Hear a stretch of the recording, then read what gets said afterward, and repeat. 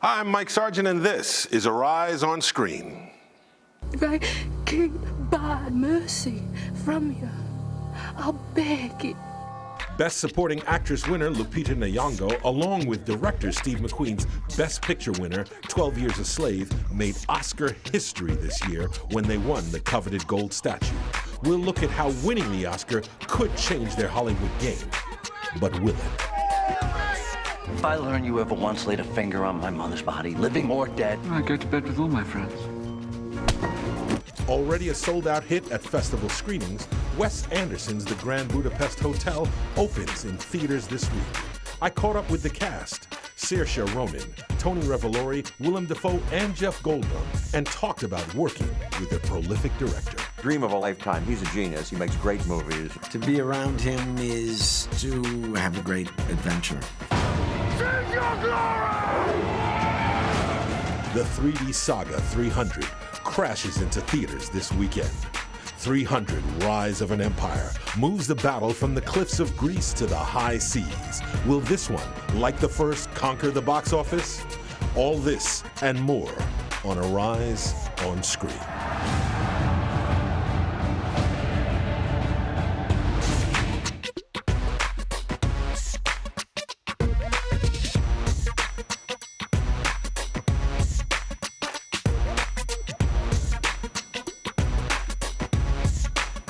Hello, I'm Mike Sargent, and welcome to Arise on Screen, your global home for films both on screen and behind the scenes. So let's get to it. First, with this week's box office winners. Non-Stop, starring Liam Neeson, tops the box office this week, followed by Son of God, The Lego Movie, and The Monuments Men. And 3 Days to Kill rounds out in the number 5 spot. Disney's animation Frozen became the 18th movie ever to win or make $1 billion worldwide. More importantly, it's only the 5th movie ever to hit that milestone that's not a sequel or a prequel. And in movie news, there's a storm inside of us.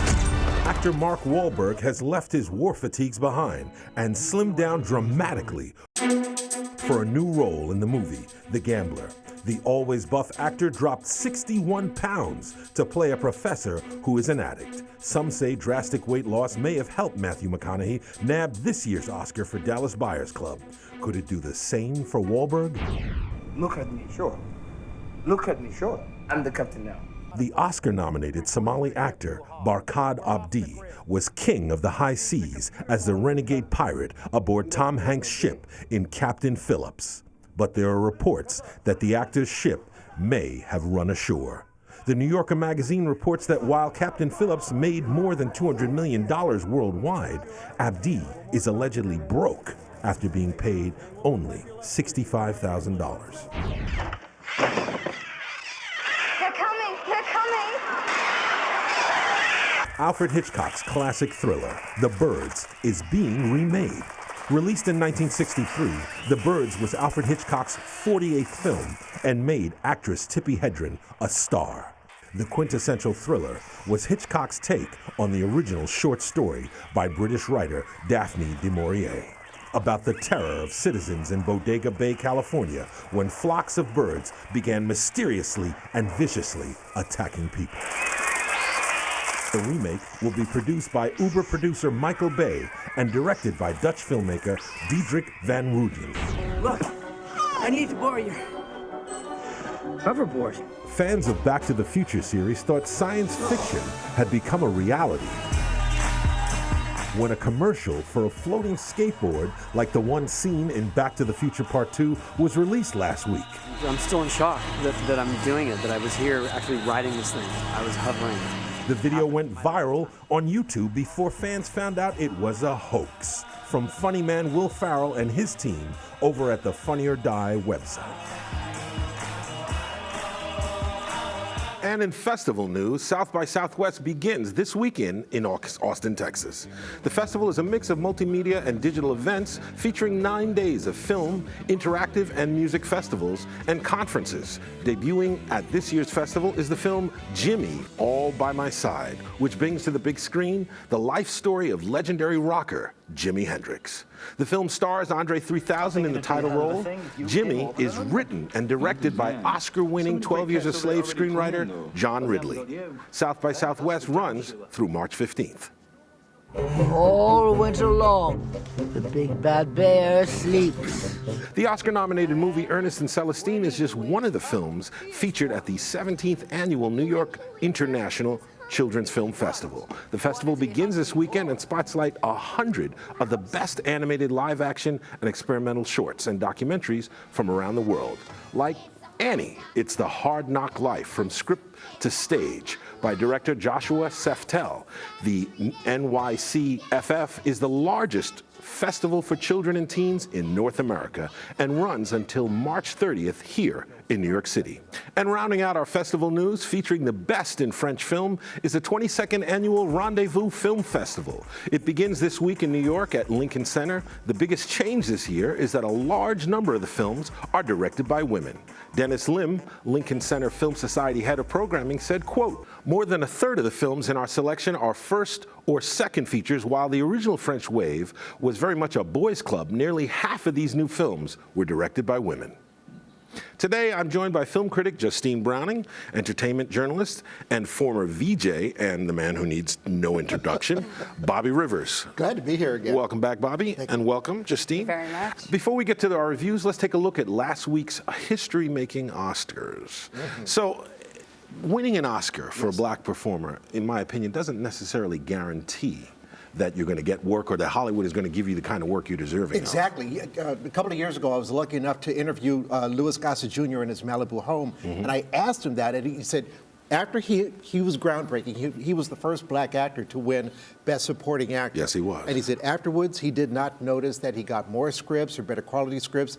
And when he won for An Officer and a Gentleman opposite Richard Gere, that was a role that was not specifically written for a black actor. Very true. And I worked with Whoopi Goldberg on her, Whoopi Goldberg had a radio show, and I was on her radio show, and off mic, she'd said that after she won, it wasn't like she got scripts written for her, because most of the scripts that she got had another actress's fingerprints on them. Sister Act was intended for Bette Midler. That I'd heard. Yes. Now, what's your take, Justine? Do you think, Lupita, they're going to have roles for a woman like that in Hollywood? I think this year specifically, the winners have been elevated to the mainstream. I think we witnessed that as they went up to the stage to accept their awards. Steve McQueen winning Best Picture. He's done films that are art films that aren't really appreciated by mainstream audiences. Hunger and Shame, they flew under the radar, even though they were critically acclaimed. And now this brings them into mass market attention. Exactly. Well, you know, I would like to see that happen. I don't know that it will, but we shall see. And you know, no black woman has more than 2 Oscar nominations to her credit. And we'll be right back. Coming up. Let it be shown, we chose to die on our feet rather than live on our knees. 7 years after the original, The 300 is back. It's not a sequel or a prequel, but there's lots of blood and six-packs in the latest 3D version. We'll tell you what we think of 300, Rise of an Empire. Next on Arise on Screen. I'm Mike Sargent with Arise on Screen's Oscar Milestone Spotlight. Did you know Duke Ellington was the first black person to be nominated for Best Original Score for the 1961 film Paris Blues, starring Sidney Poitier, Paul Newman, and Joanne Woodward? Did you know Willie D. Burton was the first black person to be nominated for Best Sound, as well as the first to win? He's been nominated a total of 7 times and won twice. As of 2010, Burton, sound engineer Russell Williams II, and actor Denzel Washington are the only African Americans to have won 2 Oscars. More from Arise on Screen, coming up. The Greeks are retreating. He's got him right where he wants him. Kashani is a fine tactician. I was speaking of Themistocles.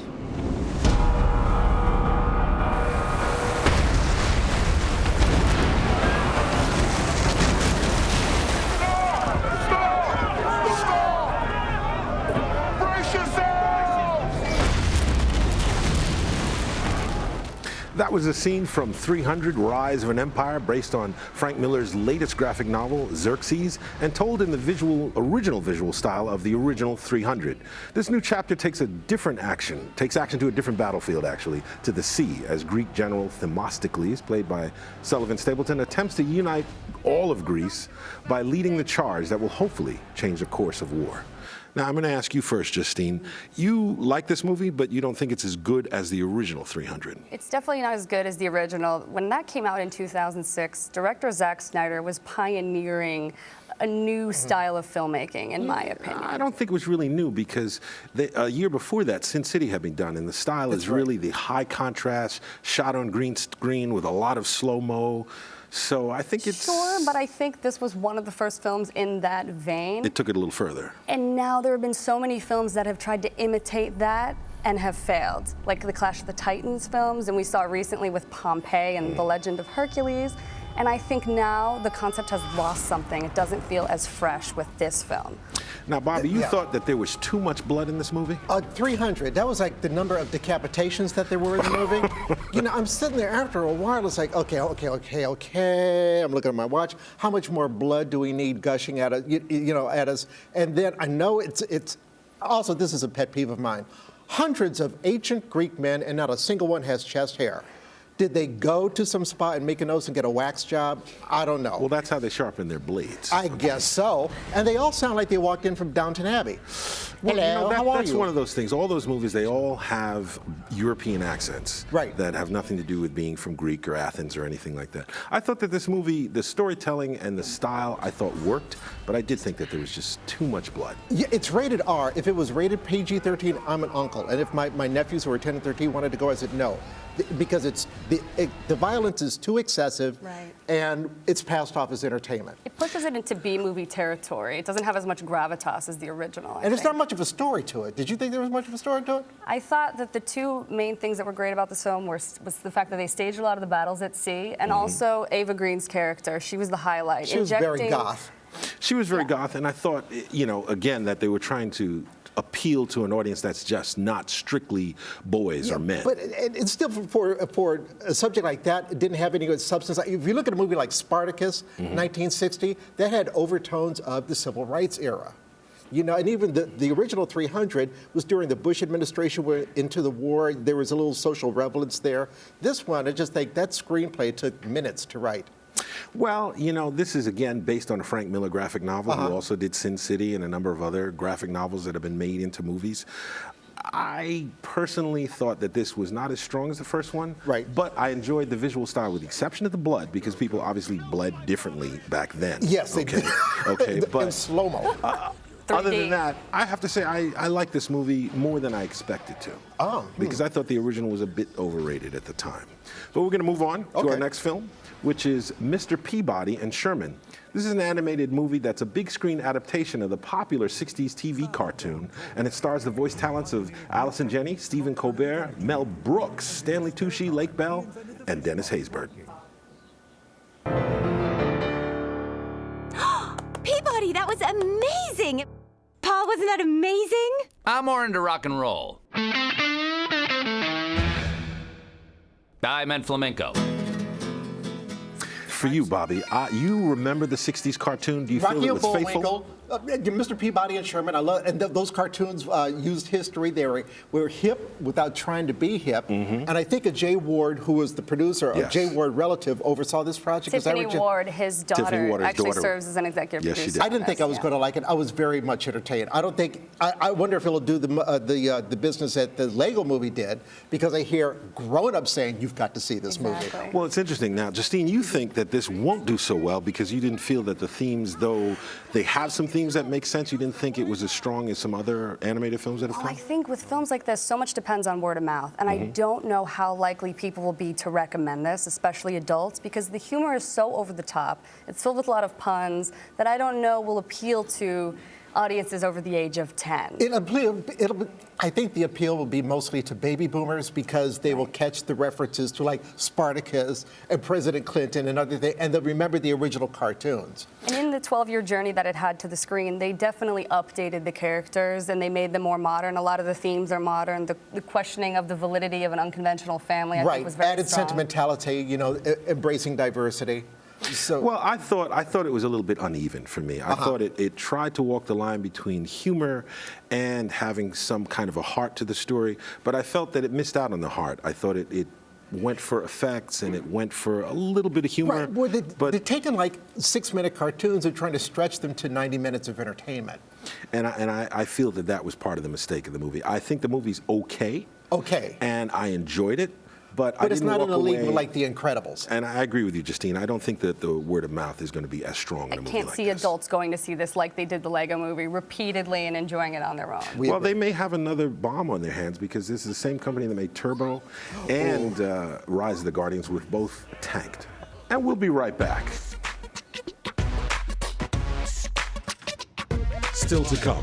Have you ever been questioned by the authorities? Yes, on one occasion. What? I was arrested and tortured by the rebel militia after the Desert Uprising. Right. Well, you know the drill then. Zip it. Writer-director Wes Anderson's latest film is set in 1930s Central Europe and features a number of his favorite actors and 2 newcomers.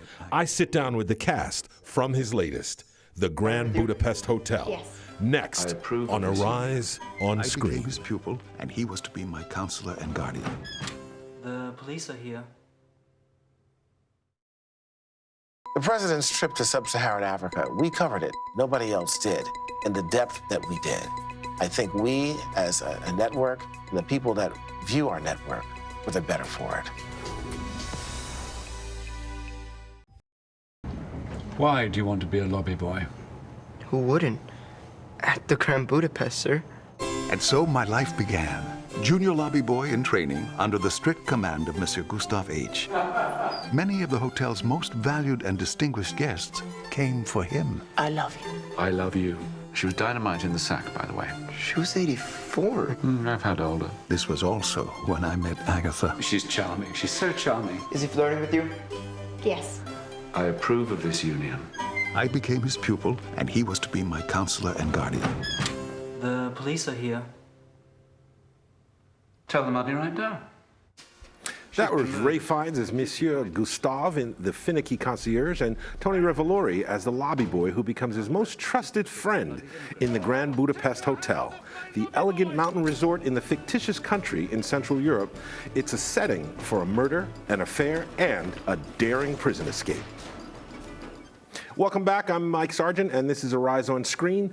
Filmmaker Wes Anderson is known for casting the same talented actors in his movies over the year, but every actor that works with him, whether they're new or old, has something to say about his process. I sat down with Tony Revolori and Saoirse Ronan and asked them to describe their characters. I would describe Agatha as someone who I think has very strong principles. She is a very hard worker. I think she's very brave. I think she's and she's very kind and good-hearted, is what I would say. Okay, and how would you describe Tony? How would you describe Zero if he was a friend of yours? If he was a friend, an innocent, gullible, naive, young man who is absolutely intelligent and has great intuition. And he does a lot of things for his friends and the people that he loves. He's very loyal, he's courageous, and he's a great person to have because you know he'll always try to help you in anything you do. Okay. And why do you think these two characters fell in love? What do you think that they love about each other? I think he loves her cooking. I think Zero loves her baking. Those cakes, man. Those courtesan au chocolat. That's the way into Zero's heart. Okay. And just her general radiant beauty and that birthmark. That birthmark, though. That birthmark will do it. I'm telling you. You steal art? One picture. Anyway, we need to make a plan for your survival. Hide this. It's in code, and you might need a magnifying glass to read it, but it tells you exactly where and how to find Boy with Apple. Don't take less than half the retail asking price. Also, Zero, I'm a baker. You're a I'm not a pastry chef, middleman. one of the I'm best not in a the fence, region. if that's the term. I don't trade in stolen property. How about working with Wes Anderson? How might you describe that, and what was the experience like for you? For me, I think I really had to adapt to his way of working. He's very, very specific on what he wants. Usually you'll do like 30 takes plus, which is a lot. You need a lot of energy to keep going, really, you know, because you're doing one after the other, so you have to keep it really fresh. And I think that's something that I certainly took away from working with Wes. Also, as well, he's got this real calm energy to him. He's very relaxed and kind of sure that everything that he does is going to work, and it does. And he knows what'll work. He knows what's right, and he just kind of gently guides you there, and eventually gets you to the same place as him. You almost don't realize it's happening. No. He's like a very wizard. subconscious. Yeah, he's a magician in the way he directs. Like a magician. You're looking one thing and then he's guiding you to the next. So it's amazing the way he does it. He's a genius in the way he creates these sets, these costumes, this story, this script, these characters, everything really. He makes such wonderful movies, and I'm just very, very glad that I was able to be a part of one. Can I just say Gandalf Anderson? All right, my last question is for both of you. What was the most difficult part and the most rewarding part of making this film? Rewarding part is just this whole experience. Really making this whole entire film was something fantastic for me. I felt like this is a movie that I will absolutely be proud of. 20, 50, 70, 90 years from now, I'll always remember this experience as one of the greatest movies I've ever made. You know, it was my first day of work. I was running around in the snow in shoes that had no traction, and it was very hard to run. I had to keep up with Rafe, who was just running circles around me, and I remember I fell face first in the snow, and I just, that was a day. The most rewarding part, same as Tony, just to kind of be involved in it, really. I genuinely am very honoured to have been asked to be in his film, because I'm a really big fan of his, and the way the film's been received so far, I think it's been pretty positive, and it's great to be in such good company, you know. After the break, our guest critics give their review of Grand Budapest Hotel. We'll be right back. Coming up. I love you. I love you. She was dynamite in the sack, by the way. She was 84. I've had older. We'll tell you what we thought of the Grand Budapest Hotel. Plus, we'll hear from stars Willem Dafoe and Jeff Goldblum. Next on Arise on Screen.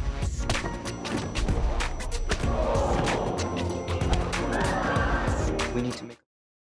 The great thing about Arise Entertainment 360 is that we cover the 360 of entertainment, food, fashion, lifestyle, culture. We're able to cover it all. And the thing I love most about the show is we're able to do a stunning combination of high and low. So we can talk about Rihanna on the red carpet, but we can also speak about high art with people like Sanford Biggers and Hank Willis. We actually spend quality time with our guests, and we really get to know them. It's really intriguing because we get a 360 look at our guests. This is Madame D's last will and testament. To Monsieur Gustave H., I bequeath a painting known as Boy with Apple. Wow, what? Who's Gustave H? I'm afraid that's me, Donnie. If I learn you ever once laid a finger on my mother's body, living or dead... I go to bed with all my friends.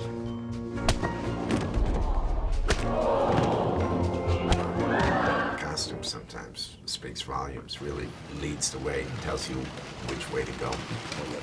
Melina Canonero is a brilliant artist, and with Wes, who's a genius, they create something full-blown before you get there, especially for you.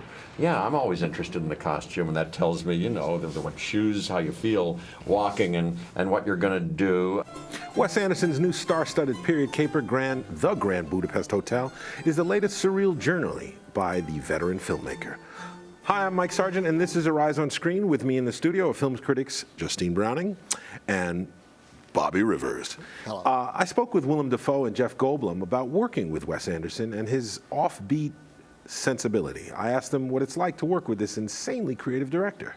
It's a dream of a lifetime. He's a genius. He makes great movies, and so And he's great fun to be around. He's a great, special guy. I mean, he's a personal filmmaker, he's a strong filmmaker. To be around him is to have a great adventure. And a learning experience. And he's like a traveling salon. He collects not only great actors around him, but other people who are fascinating, who are the most unforgettable character I've ever met file people, you know, really. So it's a great being around him. Why, okay, well, we're back. And now, Bobby, I like this movie probably more than anything Wes Anderson's done, with the exception of Fantastic Mr. Fox. I love that. I love the Grand Budapest Hotel. I think if there was anybody today who was giving us screwball comedies like the old Hollywood masters Ernst Lubitsch and Preston Sturges, it is Wes Anderson.